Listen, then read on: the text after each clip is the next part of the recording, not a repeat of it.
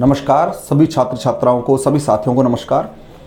आज हम अपने इस क्लास में बीए पार्ट फर्स्ट के हिंदी साहित्य प्रथम प्रश्न पत्र के अंतर्गत राम काव्य का नियमित अध्ययन जारी रख रहे हैं। पिछली क्लास में हमने राम काव्य का आरंभ पढ़ा था कि आरंभ किस प्रकार से होता है। उसी अध्ययन को नियमित रखते हुए आगे बढ़ते हैं। हम देख रहे हैं कि राम काव्य जो है उसका आरंभ कहां से हो रहा है हमारा। सबसे पहले ध्यान रखना कि सबसे पहले राम भक्ति का उल्लेख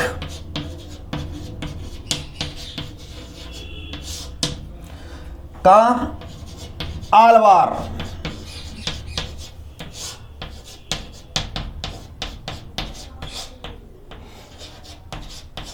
में, संतों के काव्य में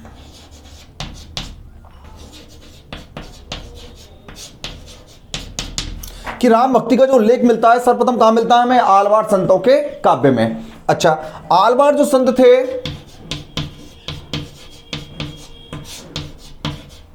आलवार संत संख्या में कितने हैं? 12 संत थे।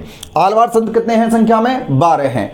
अब इन 12 संत में ये किसके समर्थक थे, किसको पूछते थे? वैष्णव, विष्णु के भक्त थे। किसके भक्त थे? विष्णु के। और राम क्या है? राम को क्या माना गया है? विष्णु का अवतार माना गया है। तो कुछ चीजें हैं जो स्पष्ट करने लगे। राम भक्ति का उल्लेख कहां मिल रहा है हमें? आलवार संतों के काव्य में। आलवार संत कितने हैं संख्या में? 12 हैं। ये किसके समर्थक हैं, किसको पूछते हैं? वैष्णव भक्ति को मानने वाले थे। दक्षिण में भक्ति का उद्भव जब होता है तो उसमें सबसे प्रमुख योगदान किसका है? आलवार संतों का है। और ये किसको मानते हैं? किसके उपासक हैं? वैष्णव उपासक हैं, विष्णु के उपासक हैं। और विष्णु का अवतार किसको माना गया है? राम को माना गया है। इसलिए वहां पर हमें राम भक्ति का उल्लेख देखने को मिलता है। ये कुछ तथ्य थे। और उत्तर भारत में कौन है? रामानुजाचार्य, जिनका सिद्धांत क्या है? विशिष्टाद्वैतवाद। रामानुजाचार्य ने उत्तर भारत में भक्ति को फैलाने के लिए, प्रचार प्रसार करने के लिए, राम भक्ति का, वैष्णव भक्ति का प्रचार प्रसार करने के लिए अपना एक सिद्धांत दिया था, विशिष्टाद्वैतवाद। ये क्यों दिया था? मैं आपको पिछली क्लास में बताया था। क्योंकि निर्गुण जो अपनी साहित्य है, निर्गुण जो परंपरा है, उसमें किसकी मान्यता थी? अद्वैतवाद की। तो उसके विरोध में इन्होंने अपना सिद्धांत क्या अपनाया? विशिष्टाद्वैतवाद। अर्थात इनके अनुसार क्या है? भक्ति ही मुक्ति का साधन है। भक्ति को क्या माना है? मुक्ति का साधन। इनकी शिष्य परंपरा में कौन आते हैं? रामानंद आते हैं, जिनका जो संप्रदाय था वो क्या था? रामावत संप्रदाय था। उत्तर भारत में राम भक्ति को फैलाने का, प्रचार प्रसार करने का बहुत ही महत्वपूर्ण श्रेय किसको जाता है? रामानंद को जाता है कि इन्होंने राम भक्ति का प्रचार प्रसार बहुत ही सम्यक प्रकार से यहां पर किया है। आरती कीजिए हनुमान लला की जैसी रचना करने वाले कौन है? रामानंद जी हैं। और इनकी ही शिष्य परंपरा में आते हैं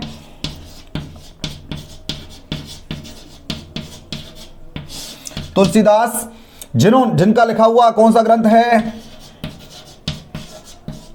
रामचरितमानस, जो हिंदू धर्म का बहुत ही आदर्श ग्रंथ माना जाता है। हिंदू धर्म में इसे बहुत ही उच्च स्थान प्राप्त हुआ है। तो तुलसीदास ने क्या लिखा है? रामचरितमानस लिखा है। और ये क्या है? राम काव्य के प्रतिनिधि या प्रवर्तक कवि भी माने जाते हैं। भाई, रामानुजाचार्य ने प्रसार करने के लिए किसको भेजा? रामानंद जी को। इन्होंने बहुत महत्वपूर्ण कार्य किया, लेकिन राम भक्ति को आम जन तक, घर घर तक पहुंचाने का बहुत ही महत्वपूर्ण कार्य कौन करता है? तुलसीदास जी करते हैं। तो इस प्रकार से राम भक्ति के प्रतिनिधि कवि कौन है? तुलसीदास हैं।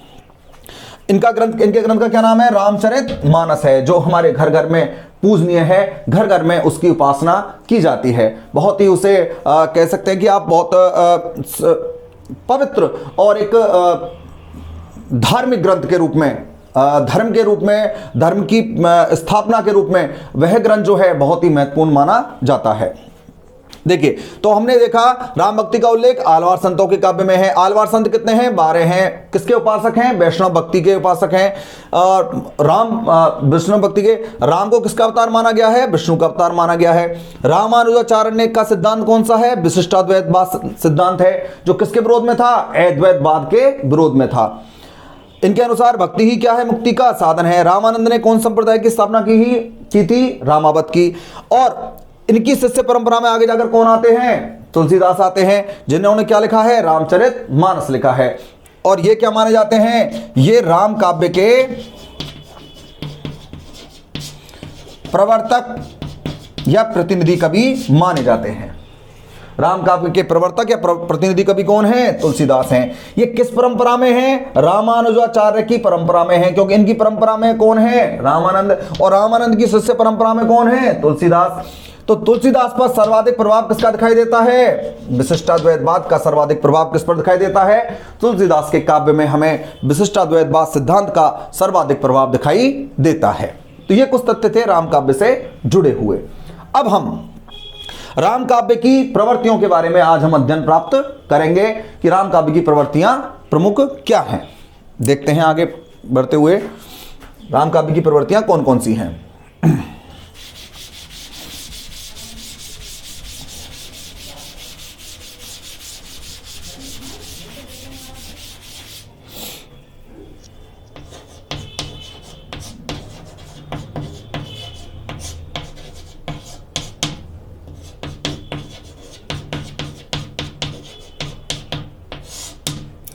पहली है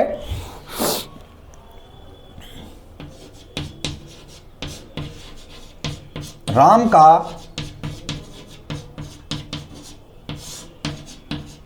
विशिष्ट रूप। इससे पहले थोड़ा सा इससे पहले हम देख लेते हैं राम का विशिष्ट रूप जो है। इसको चलो नियमित अध्ययन में आगे हम समझाते हैं इसको। पहली विशेषता है राम का विशिष्ट रूप। देखिए, राम काव्य किस भक्ति पर आधारित है? वैष्णव भक्ति पर आधारित है।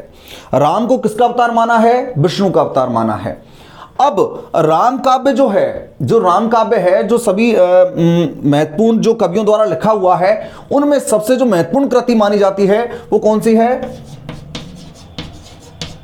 रामचरितमानस। ये सबसे क्या है? महत्वपूर्ण कृति है राम काव्य की। और इसके रचयिता कौन है? तुलसीदास हैं, जिन्होंने इस ग्रंथ को लिखकर समाज में एक ऐसे आदर्श की स्थापना की है कि जिसमें सभी के लिए न्याय का पक्ष है, सभी के लिए समान जीवन जीने का पक्ष है, जाति विहीन वर्ग विहीन समाज की कल्पना है, और समाज के नैतिक आदर्शों को स्थापित करने में, समाज के हमारे नैतिक मूल्यों को स्थापित करने में रामचरितमानस का बहुत ही महत्वपूर्ण योगदान माना जाता है। तो राम काव्य की दृष्टि से सबसे महत्वपूर्ण ग्रंथ कौन सा है? रामचरितमानस है। और इसकी पहली विशेषता हम पढ़ रहे हैं राम का विशिष्ट रूप। तो राम काव्य में राम का विशिष्ट रूप प्रतिपादित हुआ है। विशिष्ट रूप कौन कौन सा हुआ है? देखिए, शील, शक्ति और सौंदर्य। राम के तीनों ही रूपों का यहां हमें वर्णन देखने को मिलता है राम काव्य में। कौन कौन सा? शील, शक्ति और सौंदर्य। सुंदरता का, उनका मनोहर रूप का बड़ा ही सुंदर चित्रण हमें राम काव्य में देखने को मिलता है। तो वहीं उनकी वीरता, उनके जो उन्होंने अपने वीरतापूर्ण कार्य किए, राक्षसों का वध किया, जो अत्याचार करने वाले थे, जो समाज को या ऋषियों को नुकसान पहुंचाने वाले थे, उनका उन्होंने वध किया। और शीलता, सज्जनता, मर्यादावाद की स्थापना जो राम में दिखाई देती है, राम काव्य में दिखाई देती है, वह अन्यत्र हमें देखने को नहीं मिलती। राम के तीनों ही रूपों का वर्णन है। शील, शक्ति और सौंदर्य का वर्णन यहां राम काव्य में हमें देखने को मिलता है।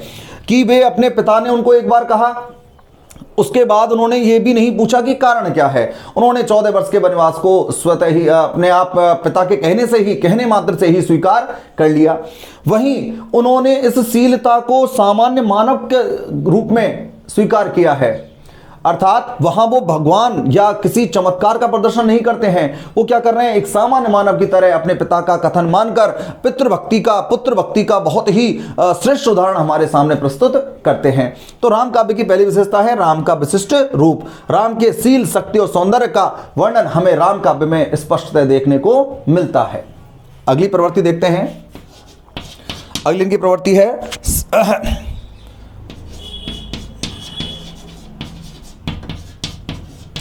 लोक मंगल की भावना। में राम काव्य की पहली विशेषता कौन सी है, राम का विशिष्ट रूप। और दूसरी विशेषता है, दूसरी प्रवृत्ति है लोक मंगल की भावना, कि राम काव्य में कैसी भावना निहित है, लोक मंगल की। लोक मतलब आम लोगों के कल्याण की भावना राम काव्य में दिखाई देती है, कि समाज में जो नैतिक आदर्श हैं वो उनको स्थापित करने का जो श्रेय है वो किसको जाता है, रामचरितमानस को, अर्थात राम काव्य परंपरा को। लोगों के मंगल कल्याण की भावना के लिए क्या, उनके चरित्र सुधार के लिए क्या कार्य होने चाहिए, उनके जो परिवार जो विघटन हो रहा है उसको सुधारने के, उनको एकजुट करने का, उनको संयुक्त बनाने का, उनके मन में अच्छे विचार भरने का कार्य महत्वपूर्ण रूप से कौन करता है, राम काव्य करता है। तो लोगों के मंगल, लोक मंगल की भावना, लोगों की जो विचित्र स्थिति उस समय हमें दिखाई देती है कि क्या थे, विविध प्रकार के कह सकते हो आप अनाचारों में ग्रस्त थे लोग, और वे अपने मार्ग से भटके हुए प्रतीत हो रहे थे।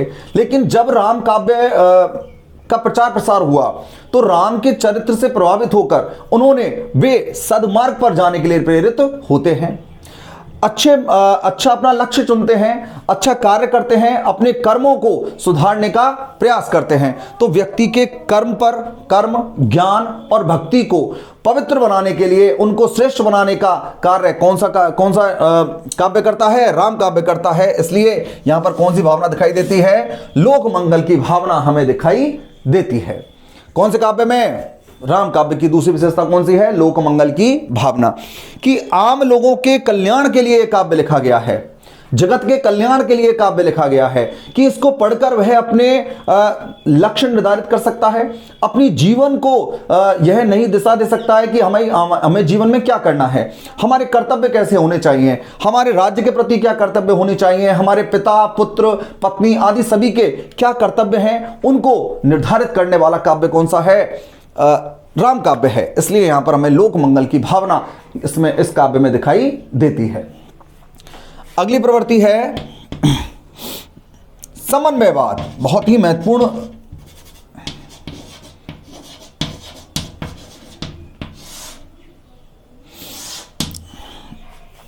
देखिए, समन्वयवाद तुलसीदास जी की या राम काव्य की बहुत ही महत्वपूर्ण और श्रेष्ठ विशेषता मानी जाती है। क्यों? क्योंकि समन्वयवाद की जो प्रकृति है वो ऐसी है कि वे किसी को अलग नहीं समझते। तुलसीदास जी ने किसी को अलग नहीं समझा है और वे सबको एक साथ मिलकर, मिलजुल कर देखना चाहते हैं। इसलिए वे अपने समन्वय में क्या कर रहे हैं, देखिए, इन्होंने अपने काव्य में निर्गुण और सगुण का समन्वय किया है, अर्थात वे निर्गुण और सगुण भक्ति दोनों को ही समन्वित रूप अपने काव्य में प्रस्तुत करते हैं। साथ ही उन्होंने ज्ञान और भक्ति का समन्वय किया है कि ज्ञान और भक्ति दोनों ही क्या है, श्रेष्ठ साधन हैं। वे इसमें गृहस्थ और वैराग्य कि भाई जो भक्ति है वो गृहस्थ रूप में भी की जा सकती है और वैराग्य मतलब परिवार से दूर या बिल्कुल अलग रहकर भी की जा सकती है। ऐसा नहीं है भक्ति के लिए कोई निश्चित ही साधन है कि भाई ऐसे ही प्रकार से भक्ति करनी पड़ेगी, नहीं। उन्होंने दोनों ही भक्तियों का क्या मेल मिलाप या समन्वयात्मक रूप हमारे सामने प्रस्तुत किया है। तो किस किस में समन्वय किया उन्होंने, निर्गुण और सगुण भक्ति में, ज्ञान और भक्ति में, और गृहस्थ और वैराग्य में। और भाषा के स्तर पर देखें तो ब्रज और अवधी भाषा में उन्होंने समन्वय किया है। तुलसीदास जी की जो राम काव्य में जो रचना लिखी गई हैं उनकी स्तरीय जो भाषा है वो तो अवधी रही है, लेकिन ब्रज भाषा में भी उनकी काव्य रचनाएं हुई हैं, अर्थात प्रचलित भाषा को उन्होंने छोड़ा नहीं है। इसलिए जो ब्रज और अवधी का समन्वय किया है, गृहस्थ और वैराग्य का समन्वय किया है, ज्ञान और भक्ति का समन्वय करते हैं, और निर्गुण और सगुण दोनों ही प्रकार की भक्तियों का समन्वय उनके काव्य में दिखाई देता है। समाज में फैली हुई जो असमानताएं थी उनको विच्छिन्न कर, उनको एक तरह से उनका विघटन कर समाज को एक सूत्र में बांधना ही तुलसीदास का प्रमुख उद्देश्य रहा है। उनके काव्य का प्रमुख उद्देश्य रहा है, राम काव्य का प्रमुख उद्देश्य रहा है कि वे जो समस्त धारणाएं जिन्होंने समाज में भ्रांतियां फैला रखी हैं, समाज को छिन्न भिन्न कर रखा है, उनको हटाकर जो व्यक्ति है वह अपने आचरण की शुद्धता पर ध्यान दे, अपने लक्ष्य को निर्धारित करे, अपने कर्तव्यों को समझे और अपने पारिवारिक और सामाजिक कर्तव्यों का निर्वहन जब व्यक्ति करता है तो वह निश्चित ही सद्मार्ग पर चलने के लिए प्रेरित होता है। तो उसके मन की शुद्धता, उसके जो आचरण की शुद्धता है और उसके जो कर्तव्य निर्वहन की जो कार्य हैं उनको सम्यक रूप से समझाने का कार्य, स्पष्ट करने का कार्य राम काव्य करता है। इसलिए यहां में कौन सी भावना दिखाई देती है? समन्वयवाद की। विघटन मतलब समाज को दूर करना नहीं है, क्या करना है? उनको जोड़ना है। समाज में प्रचलित जो धारणाएं थी, अब वो चाहे अलग प्रकार की हो या बिल्कुल अलग, दोनों ही धारणा अलग अलग प्रकार की चल रही थी, लेकिन तुलसीदास जी ने उनको क्या किया है? जोड़ने का कार्य किया है। इसलिए समन्वय किस रूप में दिखाई देता है? निर्गुण और सगुण भक्ति में है, ज्ञान और भक्ति में है, गृहस्थ और वैराग्य में है और भाषा के स्तर पर ब्रज और अवधि में हमें यहां समन्वय का स्पष्ट रूप दिखाई देता है। तो आज हमने इसकी 3 विशेषताओं के बारे में अध्ययन किया है। बची हुई जो इनकी प्रवृत्तियां हैं उनके बारे में हम अगली क्लास में अध्ययन करेंगे। धन्यवाद।